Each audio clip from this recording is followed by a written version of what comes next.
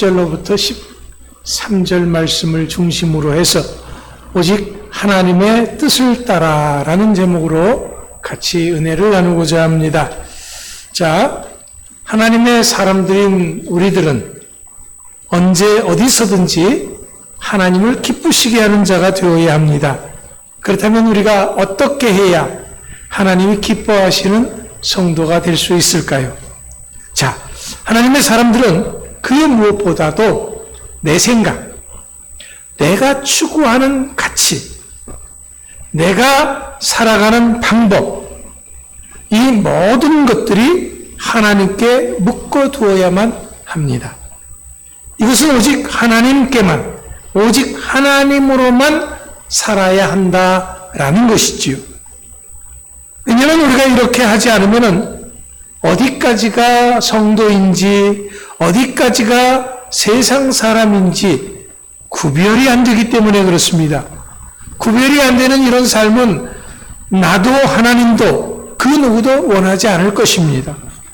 우린 모두가 다 고민하는 그런 하나님의 사람들이 되고 싶어 할 것입니다.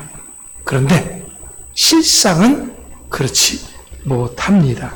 왜냐하면 성도로서 지켜야 할 자리를 지키지 못할 때가 너무나도 많이 있기 때문에 그렇습니다. 한번 가만히 살펴보십시오. 한번 생각해 보십시오. 우리가 평상시 그런 대로 성도의 모습을 가지고 살아갑니다. 평안할 때는 모두가 하나님과의 관계가 별 이상 없는 것처럼 보여집니다. 하지만 문제는 우리 삶의 현실이라고 하는 것이 항상 잔잔한 바다 같지만은 않다는 것이지요. 우리의 삶에 있어서 환난 풍파는 반드시 언제든지 닥칠 수 있다라는 것이 문제입니다. 오늘 본문 말씀을 보세요. 하나님께서 친히 쓰려고 뽑으신 아브라함에게도 지금 기근이라고 하는 문제가 들이닥쳤습니다. 장시간 되는 가뭄으로 인해서 모든 식구들이 지금 고통을 당하게 되었다라는 거지요. 우리 성도들에게도 어려움은 언제든지 찾아오게 되어 있습니다. 우리가 숨을 쉬고 세상을 살아가는 날 동안에는 언제 어떤 일이 어떻게 벌어질는지 그건 아무도 장담 못한다라는 거죠. 평안할 때는 몰라도 삶의 파도가 이처럼 점점 더 거세어지고 되면은 문제가 심각해지면 그러면 그때서부터 우리의 삶의 이야기는 달라집니다. 지금까지는 하나님과의 그런 든든한 관계를 유지하면서 하나님의 방법과 하나님의 가치 안에서 살아왔는데 이제는 더 이상 그렇지 못하게 될 수도 있다라는 거지요. 지금까지 넘지 않았던 신앙의 마지막 선까지도 넘나들게 될 수도 있다라는 것입니다. 누구든지 어려움이 닥치면 그 문제를 슬기롭게 빨리 해결하려고 하는 것은 당연한 것입니다. 그 문제를 붙잡고 좋다라고 말할 사람은 아무도 없는 거지요. 특별히 한 가족의 생명을 책임지고 있는 가장의 입장에서는 더더욱 그렇습니다. 문제를 해결하고 빨리 곤궁에서 벗어나야 하는 것은 누구나 다 아는 그런 상식적인 일입니다. 아브라함이든 여러분들이든 어떻게 해서든지 문제를 해결하려고 하는 그런 행동에 그 누구도 쉽게 돌을 던지지는 못할 것입니다. 그럼에도 불구하고 그 해결 방안에 하나님이 빠져 있다면 그때서부터는 문제가 완전히 내가 예기치 못하는 그런 상황으로 펼쳐지게 된다라는 것입니다. 전혀 생각하지 못했던 그런 새로운 문제가 발생하게 됩니다. 아브라함의 일생을 살펴보면은 아브라함이 하나님으로부터 부르심을 받고 고향, 친척, 아버지 집을 떠나면서 하나님께 모든 것을 맡기고 움직였습니다. 하나님이 가라 하면 가고 하나님이 멈춰라 하면 멈추는 아브라함의 삶이었습니다. 내가 어떻게 해야 되겠다라고 하는 생각은 꿈도 꾸지 않았었습니다. 늘 하나님이 앞장서고 아브라함이 뒤를 따르는 그런 형태의 삶이었습니다. 그런데 아브라함이 애굽으로 기근의 문제를 해결하기 위해서 내려갈 때는 하나님의 어떤 인도하심이 있었다라고 하는 기록이 없습니다. 또 하나님에게 아브라함이 기도했다거나 하나님의 지시하심이 있었다라고 하는 그런 기록도 전혀 찾아볼 수가 없습니다. 그렇다면 당시의 애굽이란 곳이 어떤 곳입니까? 단순하게 지금 가나안 땅에 기근이 들었으니까 잠시 애굽으로 피난 가겠다라고 하는 그런 이 애굽 땅이 어떤 곳이냐? 풍족한 먹거리가 있는 곳입니다. 나일강이 있어가지고서는요, 그 나일강 주변에 항상 농사가 잘 되고 이 나일강의 물은 결코 마르지 않습니다. 그러니까 언제든지 풍족함이 있는 곳이 바로 애굽입니다. 기근이 전혀 없는 곳이고요. 발달한 도시가 있고 화려한 문명이 있는 곳입니다. 유혹과 향락이 있는 곳이고 우상 숭배가 있는 곳입니다. 하지만 문제는 이 애굽 땅이, 이렇게 좋은 애굽 땅이 하나님께서 하나님의 백성에게 주시려고 하나님이 친히 허락하신 땅은 아니다라는 거죠. 하나님이 약속하신 땅은 어디냐? 가나안 땅 한 곳뿐입니다. 애굽은 하나님을 향한 신앙 고백이 있는 그런 곳이 아닙니다. 애굽은 하나님의 자녀가 절대로 살아서는 안 되는 그런 곳일 뿐입니다. 애굽은 잠시라도 머물게 되었다면 빨리 목숨을 걸고서라도 반드시 탈출해야 되는 그런 곳입니다. 자, 지금 우리는 내 코앞에 닥친 현실의 문제를 가장 크게, 가장 급하게, 가장 중요하게, 가장 우선적으로 생각합니다. 누구든지 내 발등의 불이 제일 급한 것이죠. 이거 틀린 말 아닙니다. 그 누구도 이것을 부정할 수는 없습니다. 목사님은 발등에 불 떨어져도 괜찮겠죠? 아니요. 저도 발등에 불 떨어지면 아이쿠 하고 놀래고 난리를 칩니다. 하지만 우리는 믿음의 사람, 하나님의 사람이라고 하는 이 사실을 기억해야 합니다. 하나님의 사람이 이렇게 당면한 문제를 해결하기 위해서 하나님과 상관없이, 믿음과 상관없이 내가 내 인생의 주인이 되어서 문제를 해결하려고 하면 반드시 또 다른 문제에 봉착하기 때문에 그렇습니다. 혹대에다가 혹 붙이는 정도가 아니라 빈대 잡으려고 하다가 뭐해요? 초가 삼간을 태우는 격이 된다라는 겁니다. 다윗도 이런 일을 만난 적이 있습니다. 시편 11편에 보면은 사울 왕에게 쫓기는 거예요. 그러다가 보니까 사람들이 다윗에게 이렇게 말합니다. 지금이 너의 인생 중에서 가장 위급한 상황이니까 얼른 산으로 도망가. 지금 다윗을 죽이려고 하는 사람들이 화살을 이렇게 쏘려고 잡아당기고 있는 그런 상황입니다. 그러니까 다윗에게 사람들은 말합니다.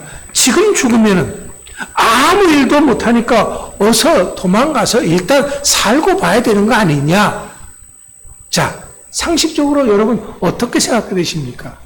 그런 상황이라면 그렇죠. 일단 살고 봐야 될 것이다 라는 것이 일반적인 그런 상식적인 이야기입니다.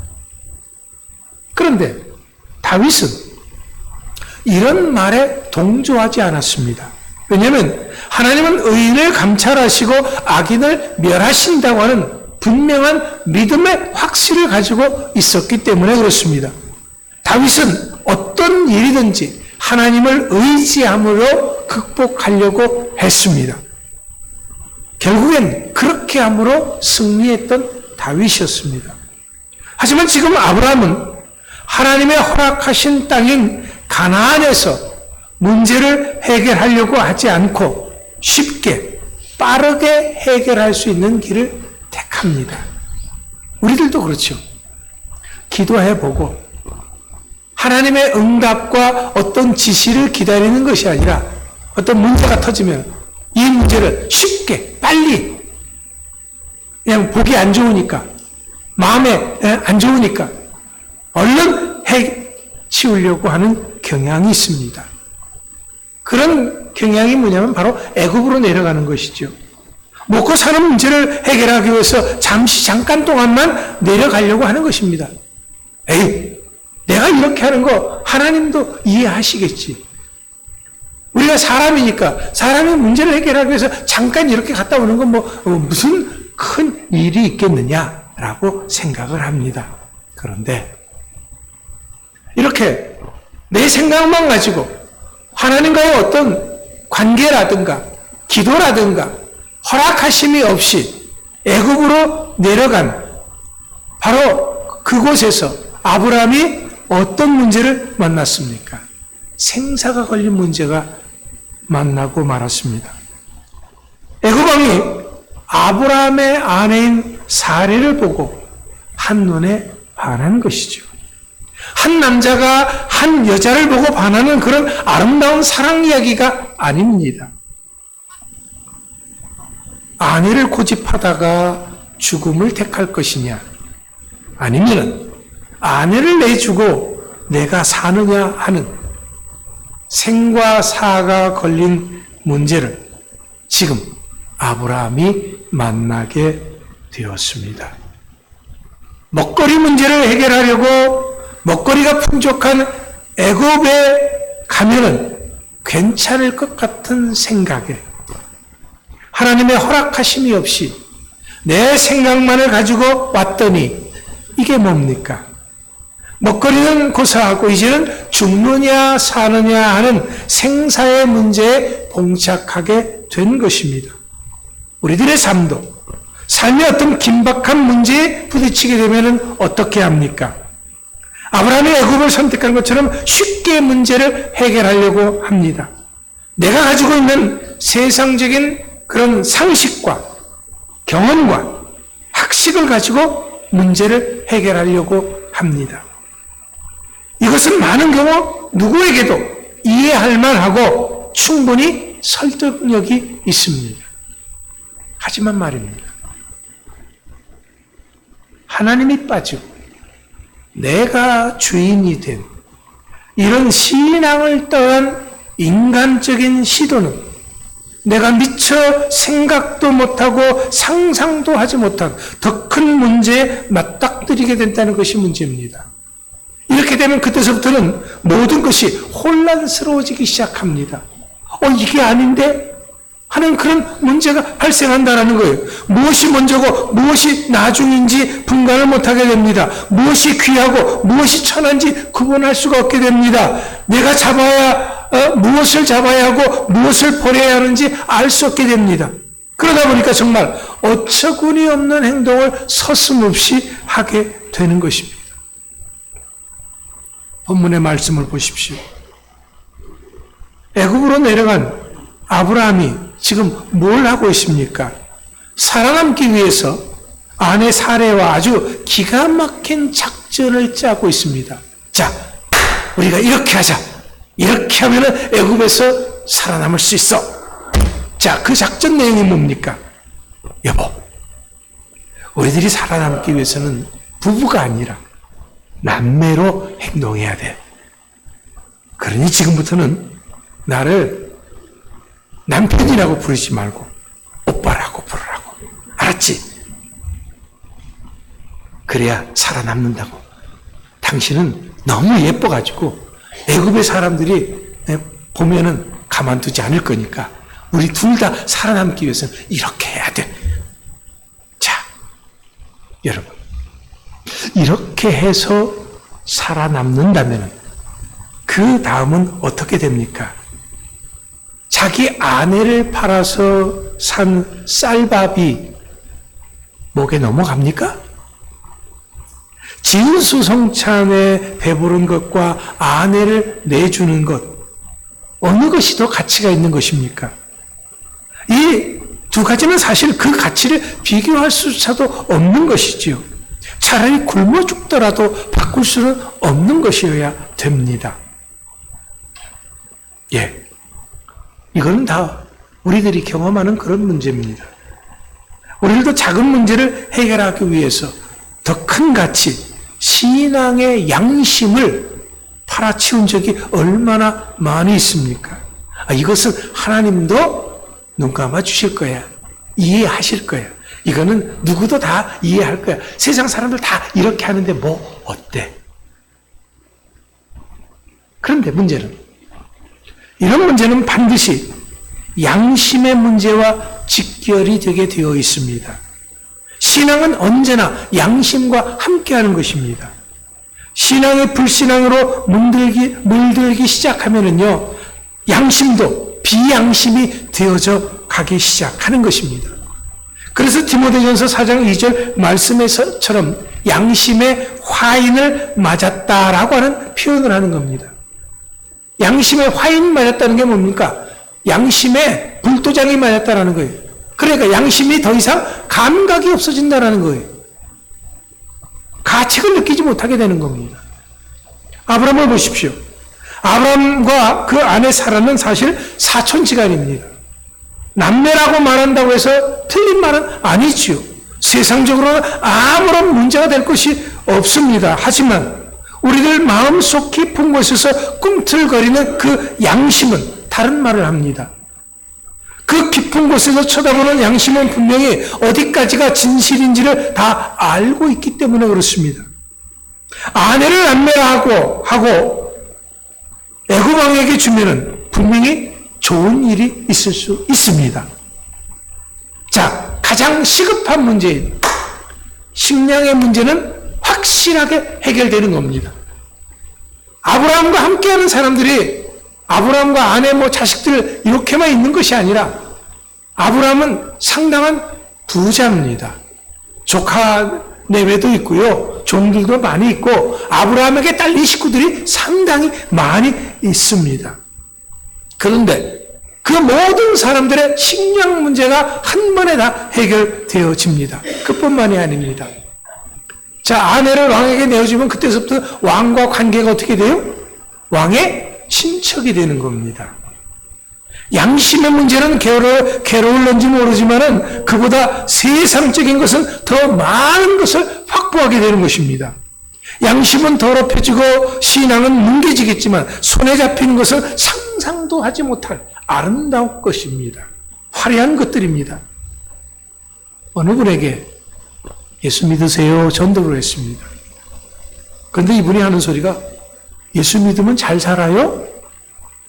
그럼요. 예수 믿으면 잘 살지요. 그랬더니 이분이 하는 소리가 뭐냐 하면 우리 집안은 대대로 예수 안 믿어도 잘 살아요.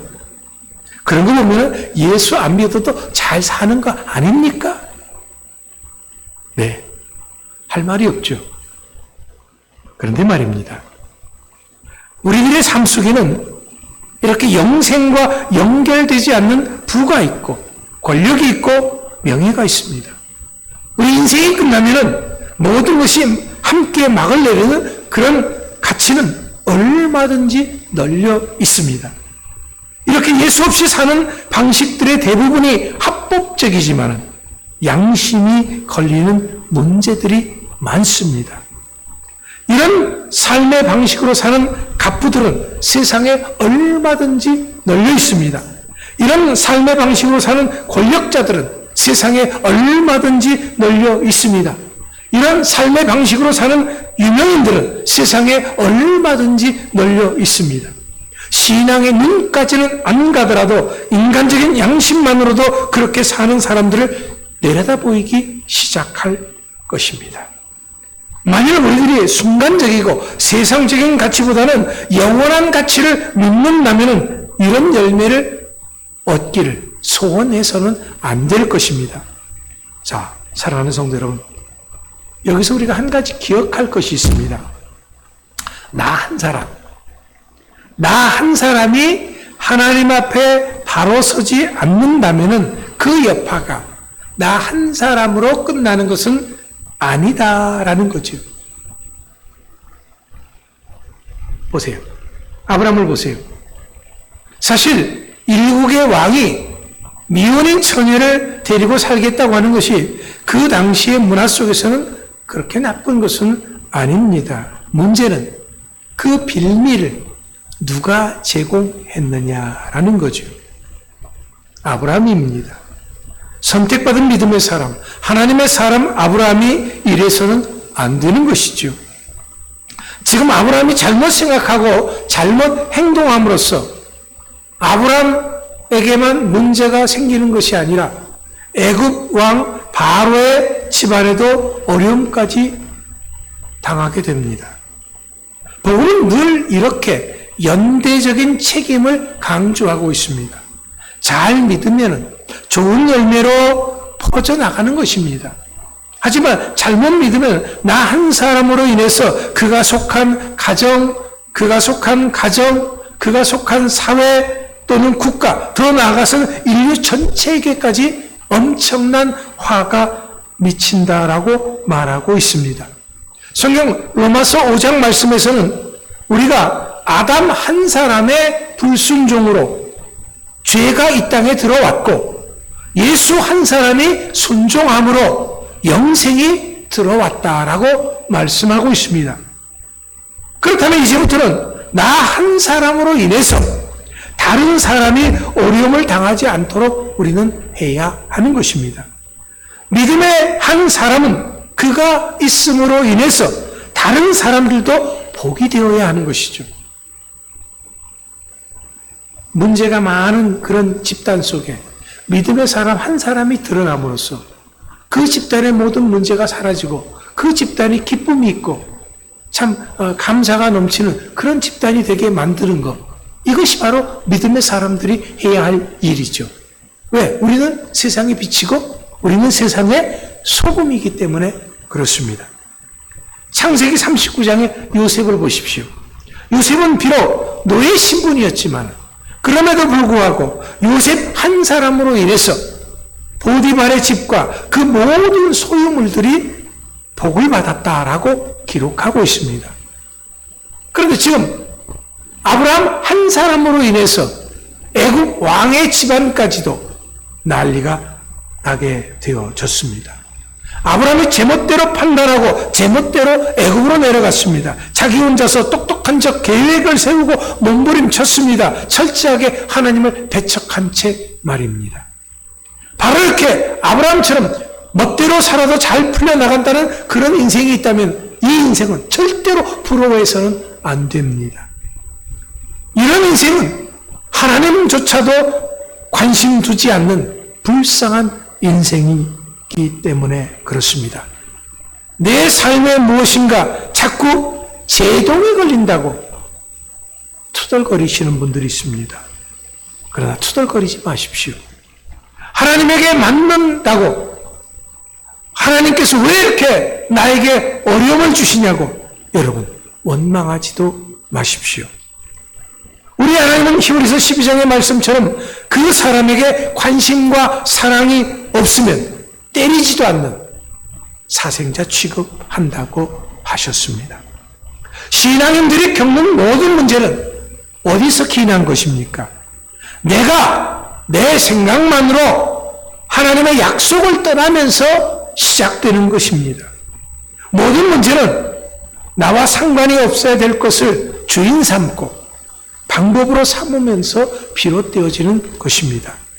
그렇기 때문에 이제부터 우리는 분명하게 오직 하나님의 뜻 안에서 살아야 합니다. 야고보서 4장 15절의 말씀처럼 주의 뜻이면은 우리가 살기도 하고 이것도 또 저것도 할 것이다 라는 그런 고백이 필요합니다. 우리는 로마서 14장의 말씀과 같이 사나 죽으나 먹든지 마시든지 무엇을 하든지 하나님의 영광을 위해서 양심에 거리낌 없이 해야 합니다. 왜냐하면 이것이 우리를 향하신 하나님의 뜻이기 때문에 그렇습니다. 항상 움직이는 현실에, 상황에, 세상에 더 이상 나를 맞추어서는 안 됩니다. 우리는 이제부터 영원히 변함이 없으신 하나님의 뜻을 따라서 하나님에게 나를 맞추는 하나님 중심, 하나님 우선의 성도들이 다 될 수 있기를 간절히 축원합니다. 기도하겠습니다.